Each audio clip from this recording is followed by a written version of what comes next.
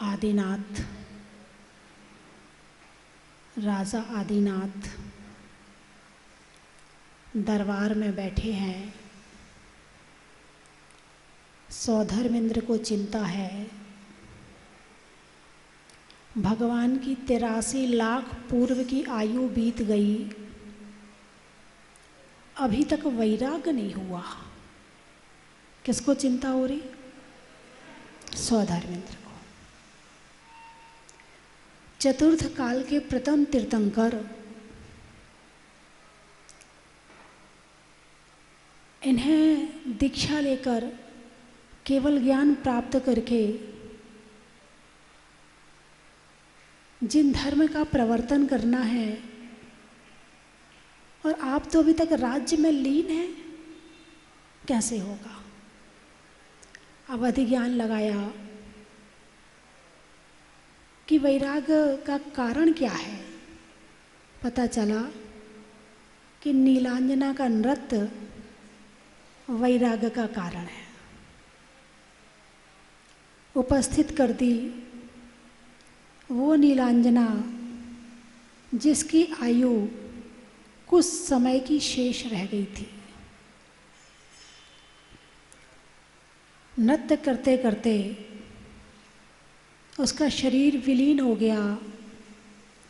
सौधर्मेंद्र ने दूसरी नीलांजना उपस्थित कर दी, लेकिन भगवान के ज्ञान में आ गया कि वो नीलांजना तो चली गई। आदि प्रभु ने जान लिया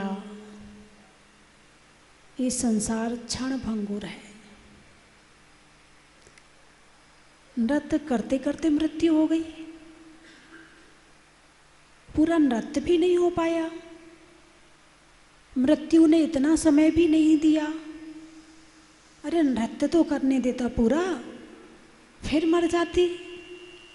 लेकिन जिस क्षण आयु का अंतिम समय आ जाएगा, चाहे नृत्य कर रहे हों, चाहे खा रहे हों, चाहे नहा रहे हों, चाहे बाजार में हों, चाहे कहीं बैठे हो, जहाँ मृत्यु आ जाएगी वहाँ से तुम्हें जाना पड़ेगा। वैराग्य हो गया। लौकांतिक देव आ गए, अनुमोदना की प्रभु जो आप सोच रहे हो वो बिल्कुल सही है। ये संसार ऐसा ही है, जन्म के साथ मृत्यु है, फिर मृत्यु के बाद फिर जन्म है। इस जन्म मरण की परंपरा को अनादिकाल से ना जाने कब से कर रहे हैं। आपने जो सोचा है वो बिल्कुल सही सोचा है कि आपको अब जो आप दीक्षा लाने वाले हैं, बिल्कुल आपका यही योग्य है। दीक्षा का समय आ गया। सौधर्मेंद्र ने पालकी तैयार कर दी, दीक्षा लेने वन में गए। साथ में 4000 राजाओं ने दीक्षा ली। महाजना गतासो पंथा, बड़े लोग जिस मार्ग पर चलते हैं वो रास्ता बन जाता है। और उनके साथ 4000 राजाओं ने दीक्षा ली। आदि प्रभु तो 6 महीने के लिए ध्यान में लीन हो गए। उनके संस्कार पिछले जन्म से ध्यान के थे, उन्हें तो कोई दिक्कत नहीं हुई। लेकिन जो और राजा थे उन्हें ना तो ज्ञान आता था ना ध्यान आता था। अब वो 1 दिन हो गए, 2 दिन हो गए, धीरे से आँख खोल के देखते हैं भगवान उठे कि नहीं उठे। अच्छा खड़े हैं, फिर आँख बंद करके खड़े हो जाते, फिर देखते अभी भी खड़े हैं। अब लगी भूख और लगी प्यास, अब क्या करें? ये राजा है, जैसा ये करेंगे वैसा हमें करना है। और यदि हम जाते हैं अपने राज्य में वापस तो चक्रवर्ती भरत जीने नहीं देगा। क्या करें? जाकर के उन्होंने नदी के घाट पर पानी पीने लगे। वहाँ का देवता उपस्थित हुआ, बोले तुम ऐसे पानी नहीं पी सकते हो, या तो मुद्रा छोड़ो और या पानी मत पियो।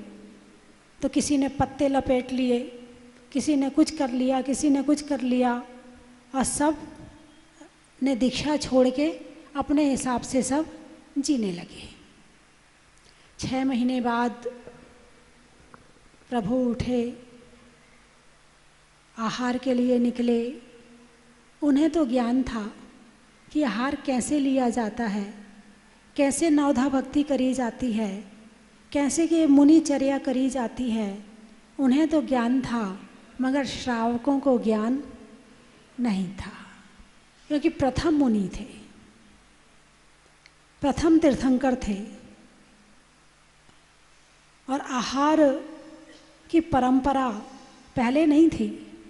पहले भोग भूमि थी तो कल्प वृक्षों से मिल जाता था। फिर आदि प्रभु ने आकर षट कर्मों की शिक्षा दी तो खाने पीने की व्यवस्था चलने लगी। लेकिन अभी संत परंपरा नहीं चली थी। संत परंपरा, साधु परंपरा शुरुआत हुई, लेकिन आहार परंपरा अभी शुरू नहीं हुई। मुद्रा बनाई आहार की, आहार के लिए निकले, सारे जगह घूमे। सब देख रहे खड़े खड़े कि ये क्या कर रहे हैं, कहाँ जा रहे हैं, ये हाथ ऐसे क्यों रखे हुए हैं, ये क्या कर रहे हैं। लौट कर आए जंगल में, फिर ध्यान में खड़े हो गए। दूसरे दिन फिर निकले, फिर ध्यान में खड़े हो गए। अब लोग सोच रहे हैं ये ना तो पानी पी रहे हैं, ना ये भोजन कर रहे हैं, इन्हें खिलाएं तो कैसे खिलाएं। तो लोग अपने दरवाजे पे थाल लेके खड़े हो गए। कोई फल का थाल लेके खड़ा हो गया, कोई भोजन का थाल लेके खड़ा हो गया, कोई पानी के घड़े लेके खड़े हो गए। प्रभु आइए भोजन कीजिए, प्रभु आइए पानी पीजिए। अब आहारचर्या तो मुनिचर्या के हिसाब से नवधा भक्ति पूर्वक होगी, और वो किसी को मालूम नहीं थी। 6 महीना और निकल गए, 6 महीना और निकल गए, 6 नहीं 7 महीने निकल गए। 13 महीने 6 दिन बाद आहार हुआ है। 7 महीने निकल गए। सारे लोग परेशान। हमारे राजा, अब उन्हें ये भी नहीं पता कि ये मुनिराज है। हमारे राजा रोज़ आते हैं और बिना भोजन किए चले जाते हैं। अब सबको भोजन करना अच्छा नहीं लग रहा है। क्यों? क्योंकि हमारे राजा भोजन नहीं कर रहे हैं। सारे परेशान, सारे परेशान। क्या करें ऐसा कि ये भोजन करें। राजा श्रेयांश वैशाख शुक्ला दोज को जब रात्रि में सोए तो उन्होंने स्वप्न में 6 स्वप्न देखे। एक स्वप्न तो ये था कि उनके आंगन में कल्प वृक्ष उग गया है, और एक स्वप्न ये था कि उनके आंगन में सुमेरु पर्वत आया है। सुमेरु पर्वत आदिनाथ का प्रतीक था और कल्प वृक्ष मनवांछा पूर्ण होने का प्रतीक था। पुरोहित से पूछा कि इसका फल क्या है। बोले आज आदि प्रभु का आहार होगा। कैसे होगा, क्या होगा ये नहीं पता है, लेकिन आज उनका आहार हो जाएगा। फिर आहार लेने के लिए निकले। दीक्षा कहाँ ली थी? अयोध्या में। दीक्षा कहाँ ली थी? अयोध्या में। आहार कहाँ हुआ था? बोलिए ना, आहार कहाँ हुआ था? हस्तिनापुर में। कहाँ? अयोध्या और कहाँ? हस्तिनापुर। यदि तुम गाड़ी से सफ़र करो अयोध्या से हस्तिनापुर तो कितने बार खा लोगे?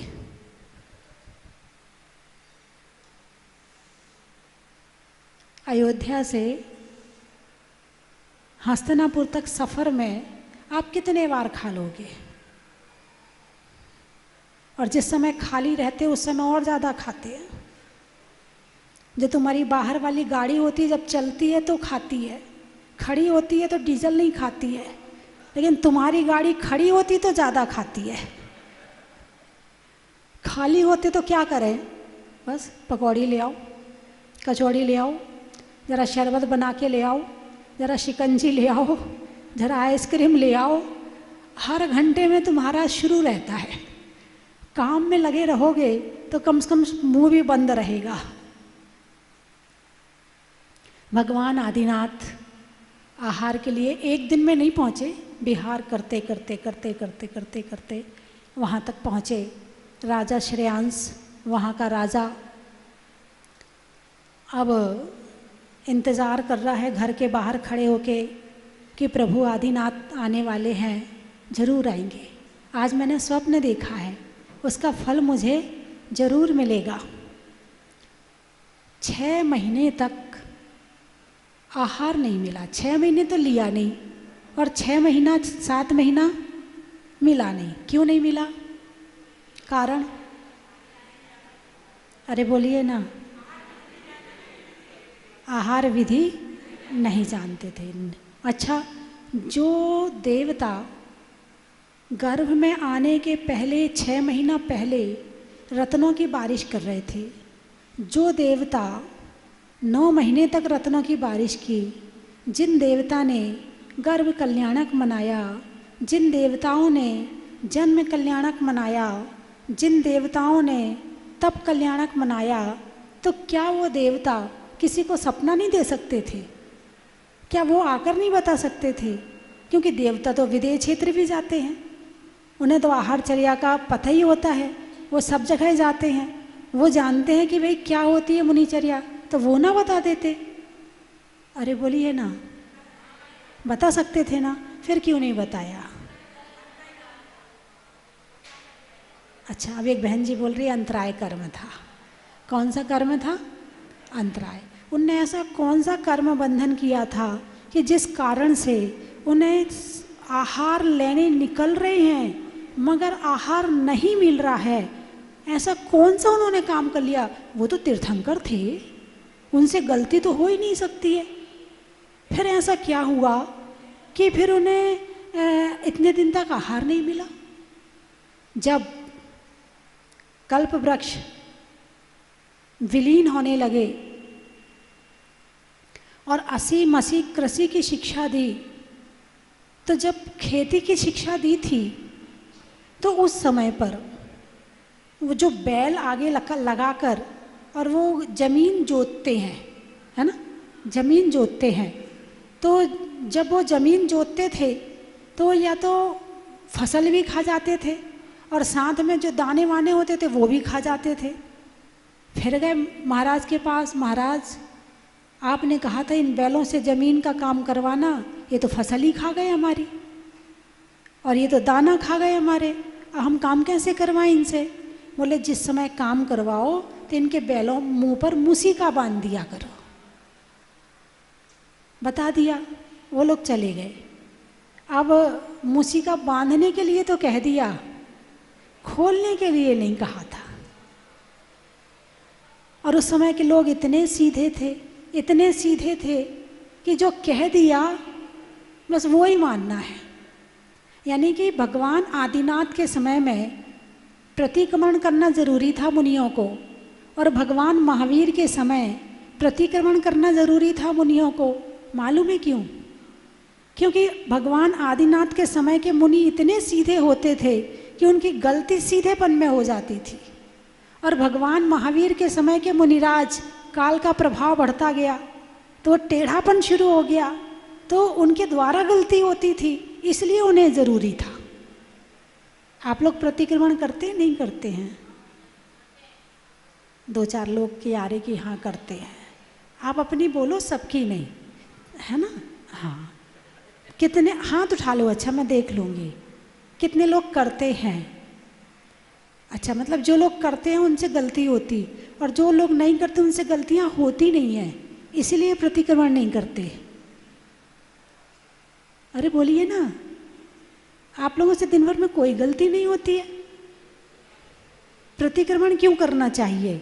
जो दिन भर में हमसे गलतियां हुई हैं, जो हमारे से जो भी गलत बोला गया है, गलत सुना गया है, गलत कार्य किया गया है, उसका प्रायश्चित और पश्चाताप और उसको दोबारा ना करने की भावना मन में भाना, उसको कहते हैं प्रतिक्रमण।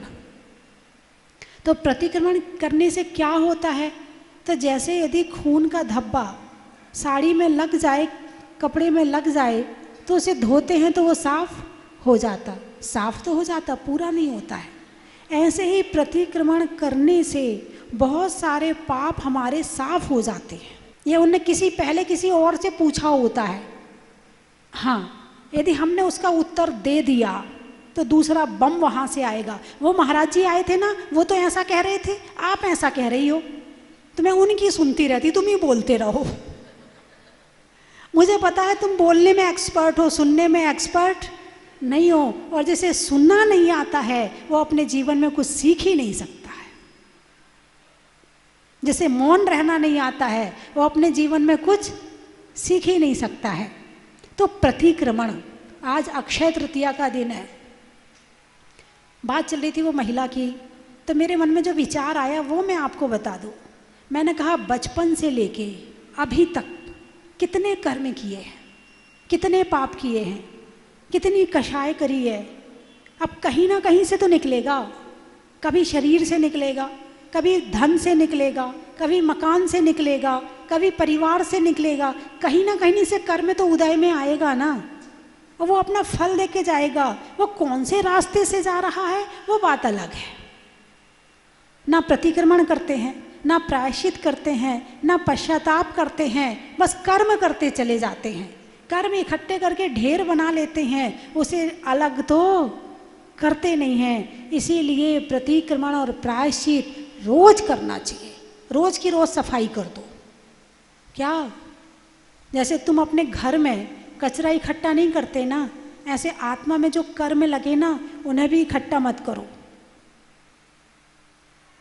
घर की सफाई करना तो बहुत अच्छे से जानते हो, कर्मों की सफाई करना भी सीख लो। भले मैं 1 दिन के लिए आई हूँ आपके यहाँ, 2 दिन के लिए, लेकिन इतने में भी यदि आपने एक बात भी मेरे से सीख ली तो आपके जीवन में बहुत बड़ा परिवर्तन आ जाएगा।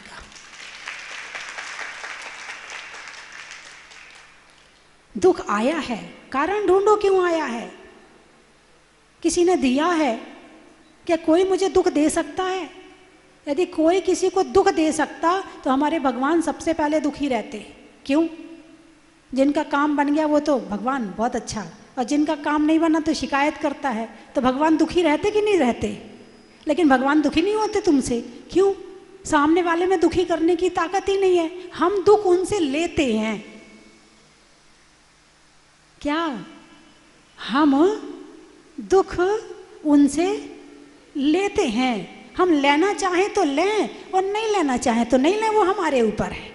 अब आपको लेना अच्छा लगता है, आप ले लेते हैं। दुनिया में तो देने वाले बहुत है, घूम रहे हैं, बट रहा है दुख तो। कहाँ कहाँ से लेना चाहोगे? घर से, परिवार से, समाज से, मोहल्ले से, देश में, और अखबार कहीं से ना लो तो अखबार से ले लो, टीवी से ले लो दुख। हाय आज ऐसा हो गया वहाँ पे, अरे वहाँ ऐसा हो गया, चलो अखबार से दुख ले लो। दुख लेने वाले कहीं से भी ले सकते, और नहीं लेने वाले कितने पड़े हो दुख, मस्त रहते। आप लोग दुखी तो नहीं हो ना? कोई नहीं हो ना? चलो बहुत अच्छी बात है। 1-2 गर्दन हिल रही है, ये तो बड़ी अच्छी बात। संसार में हो और दुखी नहीं हो, ये तो एक बहुत बड़ा आश्चर्य हो गया। घर गृहस्थी में रहो और दुख ना हो, ऐसा हो ही नहीं सकता है। तो आज से प्रतिक्रमण करोगे आप लोग? अरे बोलिए ना, सुबह सुबह कर लिया करो। घर में नहाओ धो और सुबह सुबह प्रतिक्रमण कर लियो।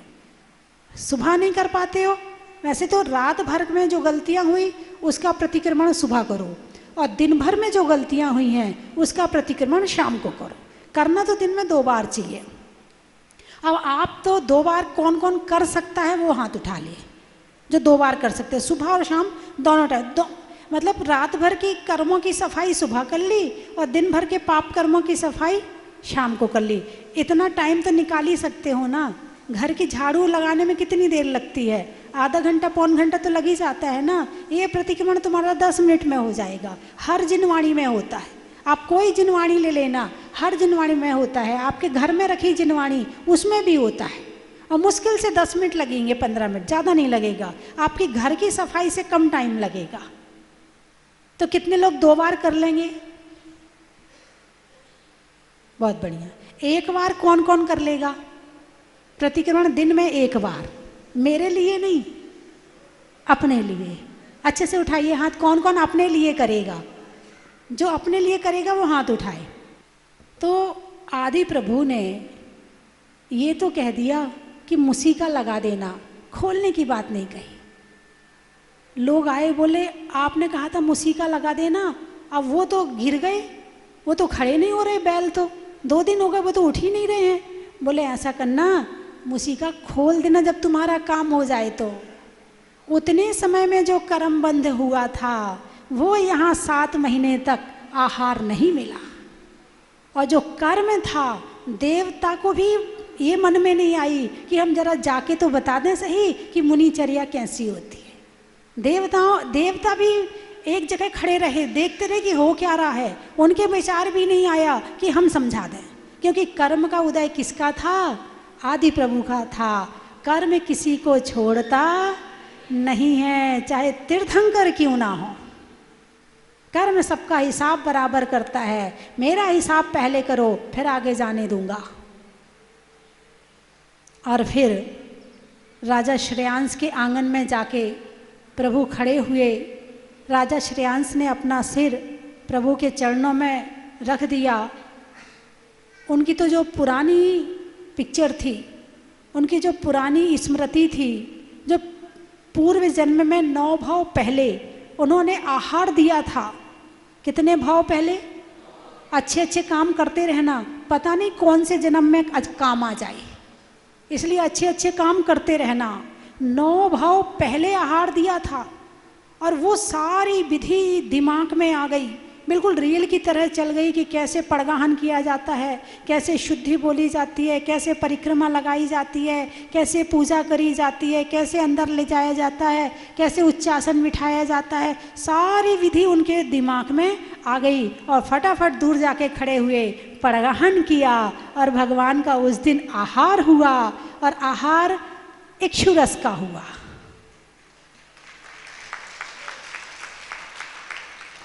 उस दिन से आहार दान की परंपरा शुरू हुई, और वो परंपरा आज तक चली आ रही है। सबसे पहले दाता यानी देने वाले थे राजा श्रेयांश, और सबसे पहले आहार लेने वाले थे प्रभु आदिनाथ। और वो परंपरा चतुर्थ काल की आज तक चली आ रही है। आप लोग आहार देते हो नहीं देते हो? ऐसा कौन है जिसने आज तक आहार दिया है? दिया है। वो नहीं दिए वाले हाथ नहीं उठाएंगे ना, उन्हें अब दिख जाएंगे कि किस किस ने नहीं दिया, अब वो दिख जाएंगे। बैठे अच्छे से उठाओ। मैं उन लोगों को देखना चाहती जिन्होंने नहीं दिया है अभी तक। कम लोग हैं, देने वाले ज़्यादा लोग हैं, है ना? अच्छा, ऐसे कौन है जिनके घर में आज तक चौका लगा है? अरे वाह, सिटी कॉलोनी में तो बहुत अच्छे लोग रहते हैं, बहुत बढ़िया। आपके यहाँ चौका लगा, बहुत बढ़िया। लगता रहता है, ऐसे कितने घर हैं? एक बार लगा लिया और बस हो गया? नहीं, लगता रहता है। ऐसे कितने घर हैं? ऐसे घर नहीं है, कभी कभार लगा लेते हैं। नहीं, आहार दान की परंपरा प्रतिदिन होनी चाहिए। प्रतिदिन कम से कम नहीं होती है तो कम से कम जब साधु आपके यहाँ आए तो इस बात का ही होड़ होनी चाहिए कि हम पहले लगाएंगे और हम पहले लगाएंगे। यदि आपके अंदर ये भावना है तो राजा श्रेयांश आज भी आपके अंदर जिंदा है। और नहीं तो अपने खाने के लिए तो सभी मेहनत कर लेते हैं, अपने खाने के लिए तो पशु पक्षी भी मेहनत कर लेते हैं। तुमने बना लिया, खा लिया, कौन सी बड़ी बात है, लेकिन देकर के खाया वो ज़्यादा बड़ी बात है। मुनि को भोजन दे फिर निज करें आहार। पहले मुनिराज को भोजन दो, उसके बाद फिर खुद आहार करो। ये श्रावक के जीवन का एक षट आवश्यक में एक नियम होता है। आवश्यक, आवश्यक मतलब जानते, जरूरी। आवश्यक का क्या मतलब होता है? जरूरी। जब तक दो नहीं तब तक लो नहीं। शरीर में कान का, श्रावकों में दुकान का, और आज के दिन आहार दान का राम की सिया का, सावन में बिया का, और आज अक्षय तृतीया का। बड़ा ही महत्व है। रिश्तों में नानी का, गर्मी में पानी का, और जयपुर में सेठी कॉलोनी का। बड़ा ही महत्व है।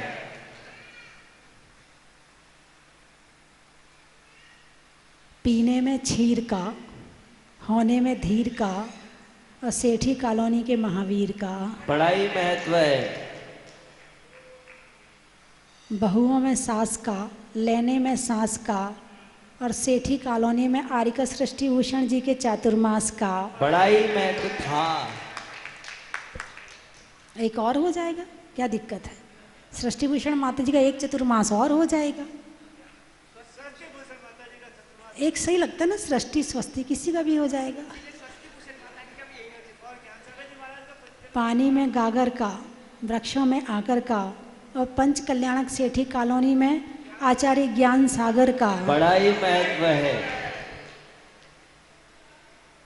ट्रेन में टीटी का, सुबह सुबह टी का, और सेठी कॉलोनी की कमेटी का। बड़ा ही महत्व है। जहाजपुर में जो लोग आए उनका महत्व बता दूं। वृक्षों में बड़ का, बड़ की जड़ का, और आने वालों में चित्तौड़गढ़ का। बड़ा ही महत्व है। रसोई में पटा का, सावन की घटा का, आने वालों में कोटा का। बड़ा ही महत्व है। आम की बौर का, खाने में कौर का, आने वालों में इंदौर का। बड़ा ही महत्व है। भोजन में दाल बाटी का, राजस्थान में दाल बाटी का। घर में बेटी का, और आने वालों में गुवाहाटी का। बड़ा ही महत्व है। रहने के लिए धरा का, रंगों में हरा का, और आने वालों में आगरा का। बड़ा ही महत्व है। खिड़की में जाल का, भोजन में दाल का, और आने वालों में करनाल का। बड़ा ही महत्व है। गुरुओं के आशीर्वाद का, देने में दाद का, और आने वालों में अहमदाबाद का। बड़ा ही महत्व है। महीनों में मई का, रजाई में रुई का, और आने वालों में थाने मुंबई का। बड़ा ही महत्व है। गाने में सुर का, नृत्य में नूपुर का, आने वालों में आंवला, रायपुर, जयपुर का। बड़ा ही महत्व है। पानी में मगर का, चलने में डगर का, और आने वालों में शक्ति नगर का। बड़ा ही महत्व है। वृक्षों में बट का, लुहार में खट खट का, और आने वालों में मेरठ का। बड़ा ही महत्व है। बोलिए 24 भगवान की।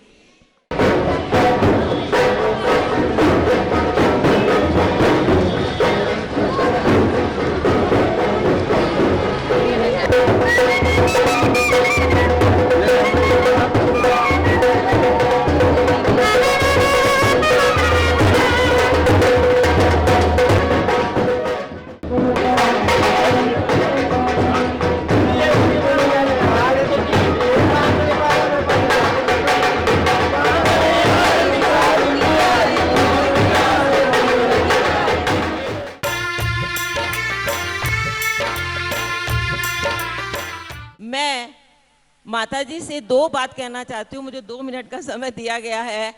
एक तो ये कि जो भी आता है वो सेठी कॉलोनी का अर्थ गलत बता देता है। सेठी जो कि स्वतंत्रता सेनानी थे, उनके नाम से गवर्नमेंट ने ये कॉलोनी स्थापित की है। एक बहुत बड़ी बात आपको कहने जा रही हूँ कि इस पार्क में, यहाँ सेठी कॉलोनी का जो पार्क बना हुआ है, हमारे मंदिर की प्रबंधकारिणी कमेटी ने वहाँ पर श्री अर्जुन लाल सेठी की प्रतिमा को लगाकर हम सबको धन्य किया है और इस भ्रांति को निवारण किया है कि यहाँ सेठी कॉलोनी क्यों नाम पड़ा है, तो अर्जुन लाल सेठी के नाम से पड़ा है।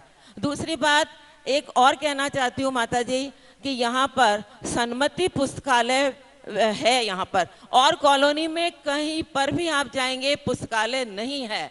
हमारी कॉलोनी की ये विशेष विशेषता है कि यहाँ बहुत बड़ा पुस्तकालय है और वो मास्टर मोतीलाल संघी के नाम से उन्होंने, क्योंकि उन्होंने इसकी स्थापना की थी और वो आज कितने वर्ष, 134 वर्ष हो गए हैं उस पुस्तकालय का निर्माण हुए। और पहले वो शहर में चलता था, आजकल यहाँ पर है। मैं आपसे निवेदन करती हूँ कि आप उसका भी निरीक्षण करें तो हमें बहुत अच्छा लगेगा। माता जी आपसे एक और अनुग्रह है कि हमें, जैसा कहा जाता है कि ज्ञान ये जैन दर्शन ज्ञान प्रधान है, तो आप हमें स्वाध्याय की और मंदिर आने की प्रेरणा हम सबको दीजिए कि जिससे हमारा बच्चा बच्चा यहाँ पर मंदिर आए। और जैसा कहा गया है कि भोजन से पूर्व भजन और सोने से पूर्व स्वाध्याय बहुत आवश्यक है, इसकी हम आपसे प्रेरणा चाहते हैं। भारी तेरे चरणों की रज गुरु माँ, चंदन गुलाल बने, जिसने भी लगाई मस्तक, जिसने भी लगाई मस्तक, उसकी तकदीर सजे तेरे चरणों की धूल गुरु माँ। जन्म दुख मेट दो, मरण दुख मेट दो।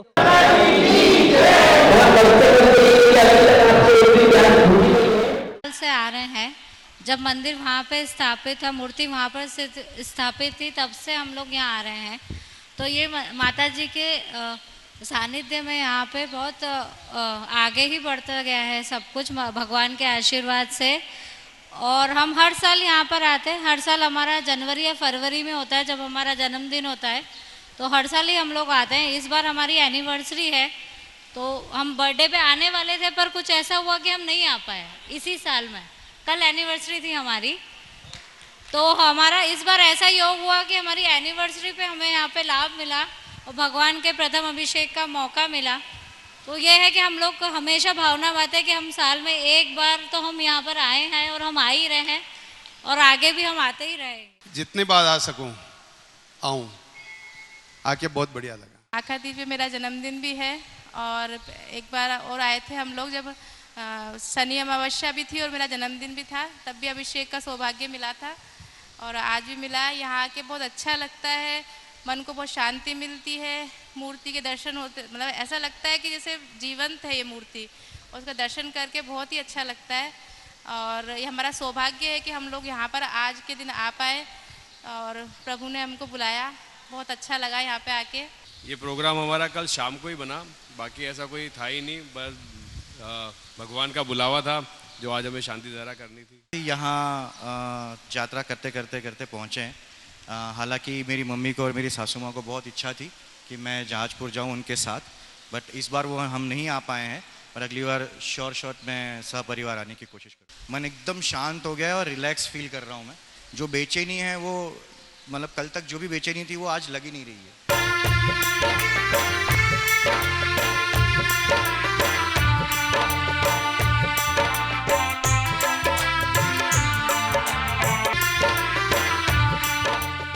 कंचन की थाल को सजाओ रे आज, रत्नों की थाल को भर लाओ रे आज। आओ आओ करे रे गुणगान आरती भगवन की, आओ आओ करे गुणगान आरती भगवन की। आओ आओ करे रे गुणगान आरती भगवन की।